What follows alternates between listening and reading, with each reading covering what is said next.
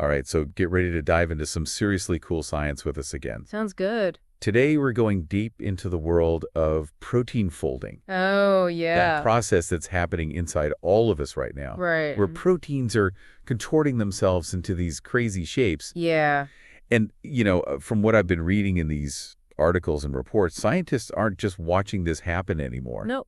They're figuring out how to manipulate it Uh-huh. in ways that honestly sound like science fiction. It's true. I mean, we used to think that protein folding was this passive thing, Right. all about the protein sequence and that's it. Yeah. But now we're finding out that the environment plays a huge role too. Okay. And that opens up a whole world of possibilities. Like what? Well, like interventions, even designing completely new proteins. Hold on. Designing proteins, like from scratch. Yeah. Okay. I am definitely hooked now. But before we go full mad scientist, can we back up a tick? Sure. Remind me what protein folding is. Exactly. Exactly. Okay, so imagine a long chain of amino acids. Okay, those are the building blocks of proteins. Right, and folding is how that chain crumples up into a precise 3D structure. Gotcha. And it's not random at all. That structure determines what the protein does. So it's kind of like a key fitting into a lock. Exactly. Only the right shape protein can interact with the right molecules in our bodies. Exactly. Okay, so misfolded protein equals broken lock. And then things go wrong. Exactly. Misfolded proteins are implicated in tons of diseases. Like what? Well, Alzheimer's, Parkinson's. Oh, wow. So if we can control folding, we might be able to fix those proteins. Okay. Maybe even prevent or cure those diseases. That's huge, but our sources go even further than that. They're talking about not just fixing bad folding, but actually designing new proteins. Right. Is that even possible? It's becoming more possible all the time. One fascinating approach is using something called deep eutectic solvents. Deep what? Deep eutectic solvents. Okay. Think of them like special liquids that can make a protein unfold, Okay. refold differently, or even clump up into a gel. It's like a protein shapelifter potion. It is. It really is. Okay, that's officially the coolest thing I've heard all week. Tell me more about this protein sorcery. Well, these solvents are incredibly tunable. Okay. By tweaking the recipe, you can change how the protein interacts with its surroundings, Okay. making it do all sorts of really cool things. So it's less about forcing the protein into a shape, Yeah. more like setting up the right environment for it to fold itself in a new way. Precisely. Gotcha. And there's another approach that takes this environmental control to a whole new level. Okay. It's called microfluidic mimicry. Micro what? Microfluidic mimicry. Okay. Imagine building a tiny chamber that replicates the conditions inside a cell, Okay. controlled crowding specific molecules. You can even create gradients of chaperone proteins. What are chaperone proteins? Those are the helpful molecules that naturally guide protein folding. So we're talking about like a mini protein gym Yeah, where we control everything. pretty much. That's incredible. So what can scientists even do with that level of control? They can observe folding in real time. Wow. They can study how proteins interact. Okay. And they can see how changes in the environment affect the process. Gotcha. One study used this technique to watch a protein called RNase-H go through its folding gymnastics. So they literally got to watch it. Yeah. And they were able to see a 3-stage collapse as it folded. That's amazing. It's like watching a protein unfold and refold in slow motion. But we've got even more wild stuff in these sources. They're talking about artificial chaperones, Oh, yeah. like tiny robots that help proteins fold correctly. How does that even work? It's a brilliant example of biomimicry. Our cells naturally have chaperone proteins that assist folding. Right. Well, scientists are building artificial ones now Okay. that can be even more targeted and efficient. So it's like we're learning from nature and then just making it even better. Exactly. Is there any specific types of artificial chaperones that stood out to you? Definitely. One exciting example is using nanomipes. Nano what? Nanomipes. Okay. They're essentially nanoparticles imprinted with a specific protein shape, Interesting. and they act like tiny molds, Okay. grabbing onto misfolded proteins and reshaping their folding landscape. Reshape the folding landscape. That sounds intense. What does it even mean? Think of it like this. Every protein has an energetic map Okay. that dictates how it folds. Oh, right? These nanomipes alter that map, Okay. making it more favorable for the protein to fold correctly. So they make it want to fold correctly. Yes. And they do this through a really fascinating three-stage process. Okay, tell me about these stages. What's going on at the molecular level? So first, the nanomites capture the misfolded protein Uh-huh. by binding to those sticky hydrophobic parts that are supposed to be hidden inside. Okay. Then they create this cozy little pocket around the protein called a low dielectric microenvironment. Low dielectric microenvironment. Yeah, which encourages it to fold properly. Okay. Finally, they release the now correctly folded protein back into the cell. So it's like catch and release, but for protein folding? Yeah. That's wild. And these nanomips, they're not just a cool idea, are they? No, They actually work. they're showing incredible promise. In fact, research shows they can outperform other artificial chaperone systems. Wow. And what's really exciting is that we could potentially tailor them to target specific proteins involved in diseases. Okay, so we've got these protein potions, many protein gyms, and now tiny robots fixing misfolded proteins. What else is in store? Because I have a feeling this is just the beginning. Oh, yeah. There's a lot more to come. Right, so we've covered some seriously mind-blowing ways to manipulate protein folding. We've got shape-shifting potions, miniature protein gems, even these tiny robot repair crews. But before we move on, there was that other thing you mentioned earlier that sounded straight out of a sci-fi movie, DNA origami. Ah, yes, DNA origami. It's one of the most visually stunning approaches to protein manipulation. Imagine this. We're using DNA, the building blocks of life, to build tiny scaffolds Okay. that guide protein folding. Okay, now I'm picturing tiny construction workers, but instead of steel beams and concrete, they're using strands of DNA. It's a fantastic analogy. Researchers are essentially creating custom-made protein playgrounds out of DNA. Okay, These DNA scaffolds have specific shapes okay. and can be designed to interact with proteins in very precise ways. So it's less about forcing a protein into a specific shape Yeah, and more about providing it with a carefully designed environment to fold correctly. exactly. Gotcha. And the level of precision is mind-boggling. Okay. One example that stood out to me involved a 4-helix bundle DNA origami framework. What? A 4-helix bundle. Okay. It's incredibly stable and versatile, and scientists have figured out how to modify it to create specific binding sites for proteins. So they're essentially building custom docking stations for proteins out of DNA. Yep, pretty much. That's incredible. Do you have any specific examples of how this is being used? Sure. One study used this 4-helix bundle to control the assembly of an enzyme called KDPG aldolase. Okay. By creating precise spacing between the enzyme molecules on the DNA scaffold, Right? they were able to influence its function. Interesting. We're talking about controlling the arrangement of molecules down to the angstrom level. Hold on. Angstrom level. Remind me, how small are we talking here? An angstrom is 1/10,000,000,000th of a meter. Wow. It's roughly the width of a single atom. That's insane. So it's like we're building things atom by atom. But is all this just fancy science for the sake of science? Or are there real-world applications for this DNA origami magic? Oh, the potential applications are vast. Imagine using DNA origami to build targeted drug delivery systems Okay. or nanoscale sensors that can detect specific molecules. So it's like using nature's own building blocks to create molecular machines. Yeah, exactly. Molecular machines. Okay, someone needs to make a movie about this stat. I agree. It's an incredibly exciting area of research, and the possibilities seem endless.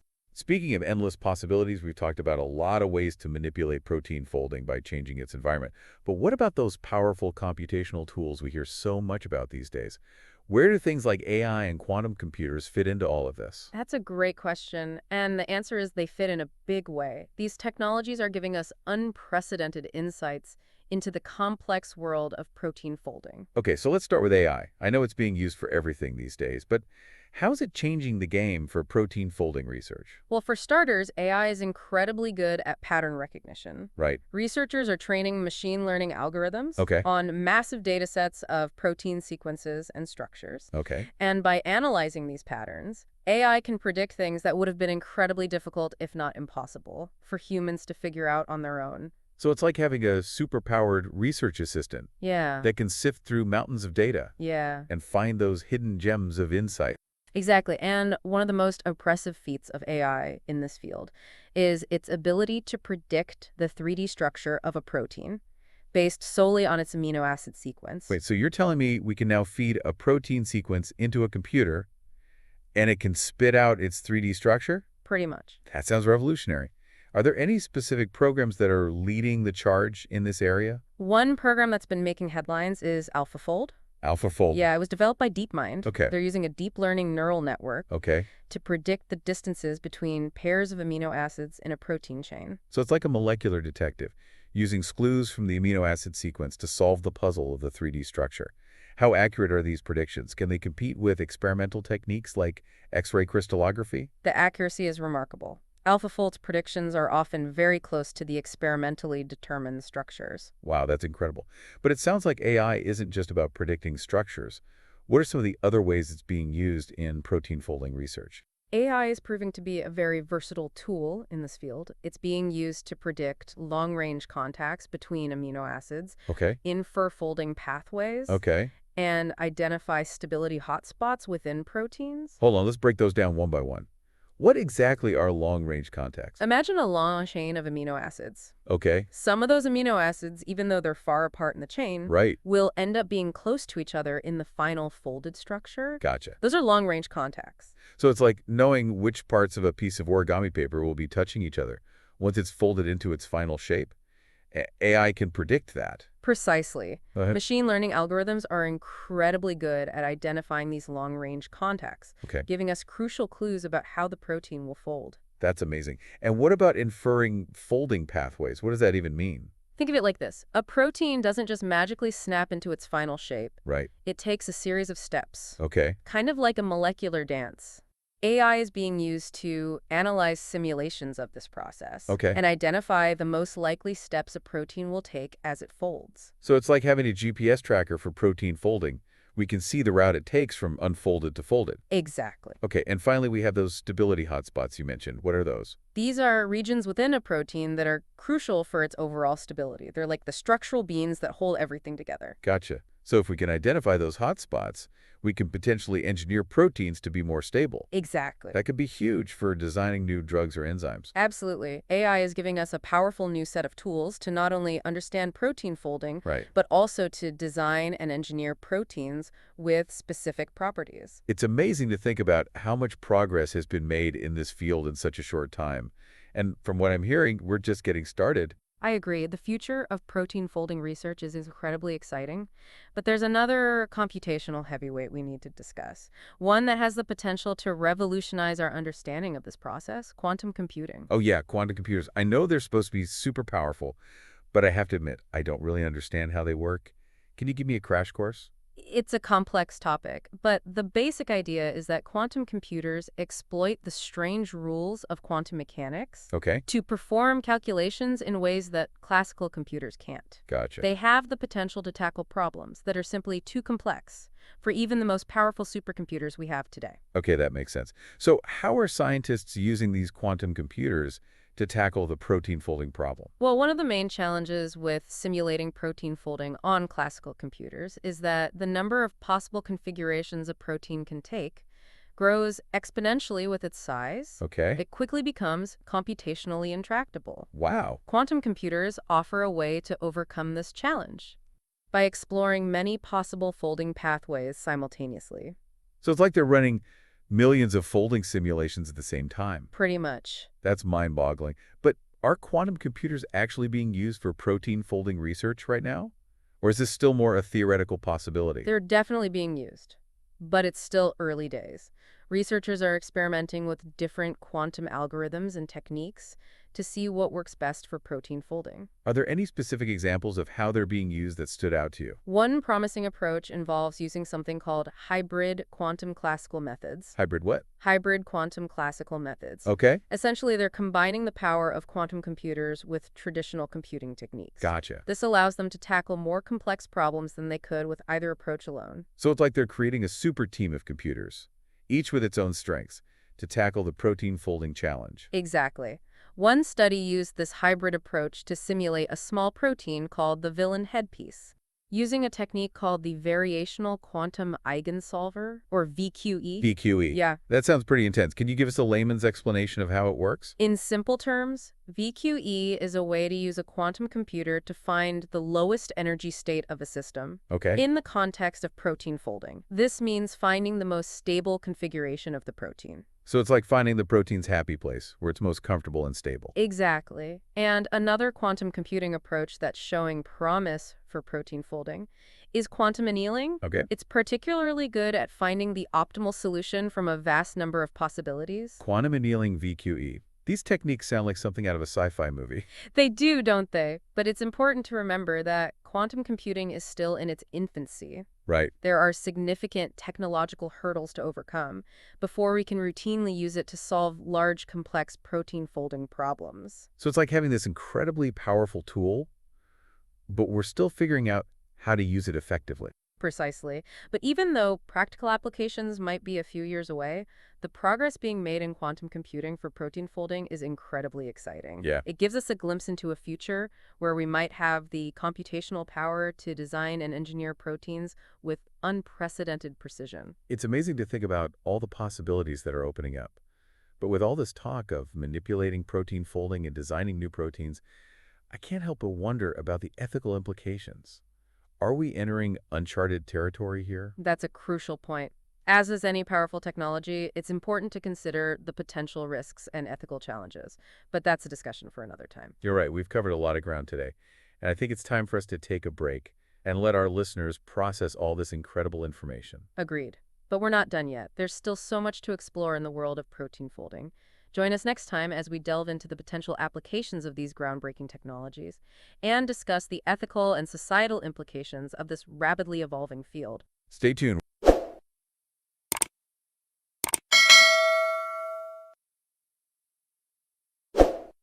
We're back and ready to wrap up our deep dive into protein folding. We've seen how scientists are manipulating it with things like those tiny robots and even custom-built DNA structures. Right. And we've talked about how AI and quantum computers can help us unravel the complexities of this process. It's really amazing how far we've come in understanding and controlling protein folding. Yeah, and as we've discussed, the potential applications of these advancements are vast. Definitely. I mean, we're talking about potentially curing diseases, designing new materials, even creating custom-built proteins with specific functions. It's pretty mind-blowing stuff. It is. But it also feels like we're entering uncharted territory here. Absolutely. And with any powerful new technology, there are always going to be both risks and benefits. So let's talk about some of the potential applications. Where do you see this research having the biggest impact in the near future? One area that holds immense promise is medicine.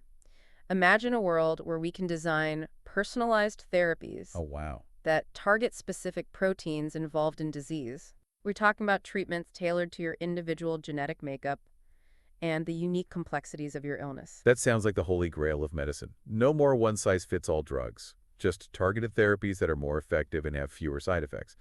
Are there any specific diseases that you think are ripe for this kind of protein-based approach? Well, a lot of diseases are caused by misfolded proteins. Right. Or proteins that aren't functioning properly. Okay. Alzheimer's, Parkinson's, Uh-huh. cystic fibrosis, even cancer.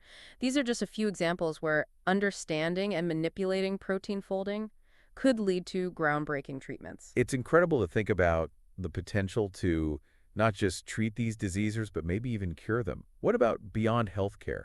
What other fields are likely to be transformed by this research? Material science is another area that's ripe for disruption. By understanding the principles of protein folding, we can design new bio-inspired materials with properties that we've never seen before. Okay, give me some examples. What kinds of amazing materials are we talking about here? Imagine self-healing materials Oh, wow. that can repair themselves like living tissue, Okay. or materials that can adapt to their environment Okay. and change their properties on demand. We could even create materials that are stronger than steel yet lighter than feathers. That sounds like something straight out of a comic book.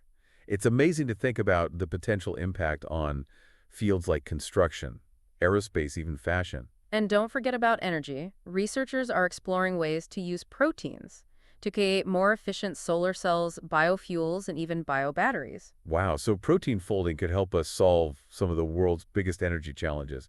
It's incredible to think about the ripple effects this research could have across so many different industries. It really is. But as we've discussed, it's important to remember that this technology is a double-edged sword. Right. It has the potential for immense good, but it also carries potential risks. That's a good point.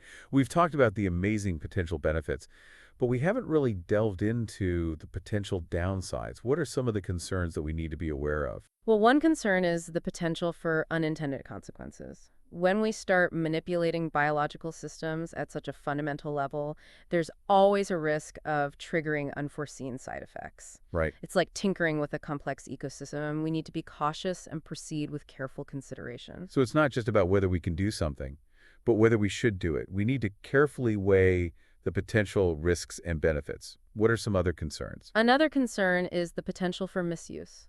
Imagine if someone used this technology to create harmful proteins Okay. or to engineer viruses with increased virulence. That's a chilling thought. It's like giving a dangerous weapon to someone who doesn't understand the power they wield. And then there's the issue of access and equity. These technologies are complex and expensive. Right. Will they be available to everyone? Or will they only benefit the wealthy and privileged? That's a really good point. We need to ensure that these advancements are used to benefit all of humanity, not just a select few. Those are all valid concerns. It seems like we need to have some serious conversations about how to regulate these technologies and ensure that they're used responsibly. I agree. We need to engage with scientists, policymakers, ethicists, and the public at large to develop guidelines and regulations that will guide us as we navigate this uncharted territory. It's a daunting task, but it's essential if we want to harness the incredible power of protein folding for good. I'm glad we're having this conversation now before these technologies become even more powerful and widespread. I agree. It's important to start thinking about these issues early on so that we can guide the development and application of these technologies in a responsible and ethical way. Well, this has been an incredible journey into the world of protein folding. We've learned so much about the science, the technologies, and the potential impact on our world. It's been a pleasure exploring this fascinating field with you, and I hope our listeners are leaving with a sense of wonder and a desire to learn more. Me too. And as always, we want to leave our listeners with something to ponder. If we can control protein folding with such precision, could we one day design entirely new proteins with custom functions?